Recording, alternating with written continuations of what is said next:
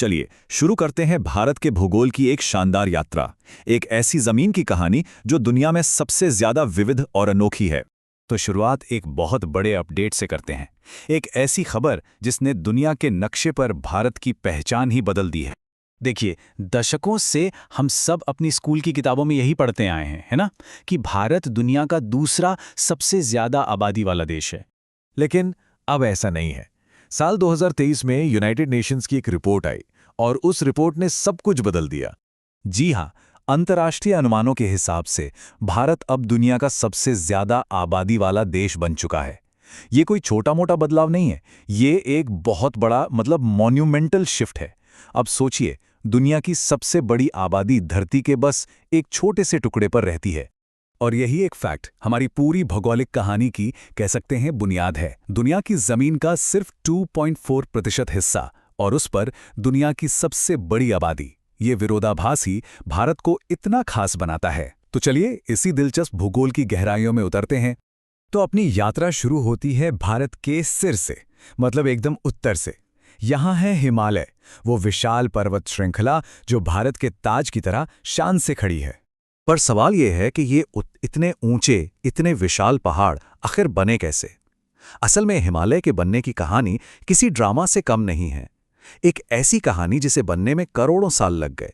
हुआ ये था कि करोड़ों साल पहले भारतीय प्लेट उत्तर की तरफ खिसकते खिसकते यूरेशियन प्लेट से जा टकराई। ये कोई छोटी मोटी टक्कर नहीं थी। इस जबरदस्त टक्कर से दोनों प्लेटों के बीच का टेथिस सागर ऊपर उठ गया और धीरे धीरे दुनिया की सबसे ऊंची पर्वत श्रृंखला हिमालय ने जन्म लिया।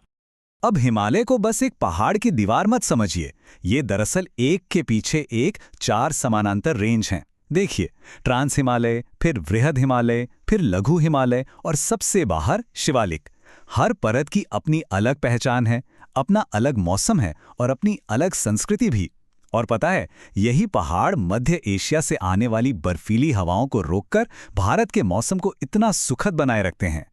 अच्छा, तो हिमालय के पहाड़ों से जब हम नीचे उतरते हैं तो हम पहुंचते हैं भारत के दिल में, यानी विशाल मैदानों में।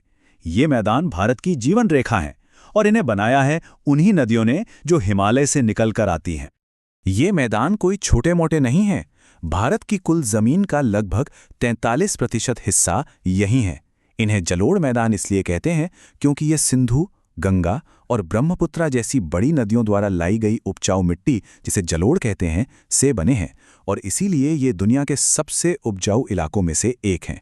अब यहाँ की मिट्टी भी 2 तरह की है। एक है बांगर, जो पुरानी जलोढ़ मिट्टी है और नदी से थोड़ा दूर मिलती है, और दूसरी है खादर, ये नई और बहुत ज़्यादा उपजाऊ मिट्टी है। हर साल जब बाढ़ आती है तो नदियाँ इस खादर मिट्टी की एक नई परत बिछा जाती हैं, जिससे ज़मीन हमेशा उपजाऊ बनी रहती है।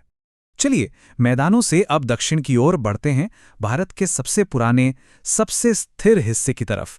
ये है प्रायद्वीपीय पठार, एक विशाल त्रिकोण जैसा पठार जो खनिजों का भंडार है। पता है ये पठार बना कैसे? करोड़ों साल पहले यहाँ जबरदस्त वॉल्केनो फटे थे। उन्हीं से निकले लावा के बहने और जमने से ये पूरा इलाका बना, जिसे दक्कन ट्रैप भी कहते हैं। और इसी लावा से बनी है यहाँ की मशहूर काली मिट्टी, जो कपास की खेती के लिए एकदम परफेक्ट है। अब इस पठार के दोनों किनारों पर 2 घाट हैं। एक तरफ है पश्चिमी घाट, जो एक लगातार ऊंची दीवार की तरह खड़ा है, और दूसरी तरफ है पूर्वी घाट, जो उतना लगातार नहीं है।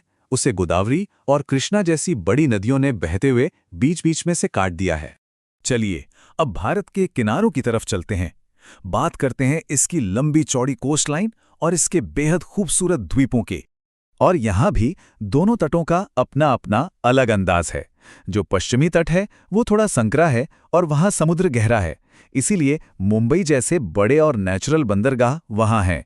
वहीं दूसरी तरफ पूर्वी तट ज्यादा चौड़ा है और नदियों के बनाए बड़े बड़े डेल्टाओं की वजह से बहुत उपजाऊ भी है। और यहाँ भी एक मजेदार अपडेट है। हाल ही में नई सैटेलाइट टेक्नोलॉजी से भारत की कोस्ट लाइन को फिर से नापा गया है और पता चला है कि ये पहले जितना सोचा जाता था उससे कहीं ज्यादा लंबी है। अब बात करते हैं द्वीपों की। भारत के जो 2 मुख्य द्वीप समूह हैं, उनकी कहानी भी बिल्कुल अलग है। अंडमान और निकोबार द्वीप असल में समुद्र में डूबे हुए एक पहाड़ का हिस्सा हैं, जो ज्वालामुखी से बने हैं। दूसरी तरफ लक्षद्वीप हैं जो ज्वालामुखी से नहीं बल्कि मूंगा यानी कोरल नाम के छोटे छोटे समुद्री जीवों से बने हैं। तो दुनिया के सबसे ऊंचे पहाड़ों से लेकर विशाल मैदानों तक और प्राचीन पठारों से लेकर इन खूबसूरत तटों और द्वीपों तक, भारत की यह भौगोलिक विविधता सिर्फ नक्शे पर देखने वाली चीज नहीं है। असल में यही वो मंच है जिस पर 1 अरब से ज्यादा लोगों की जिंदगी, उनकी संस्कृति और उनके भविष्य की कहानी लिखी जा रही है।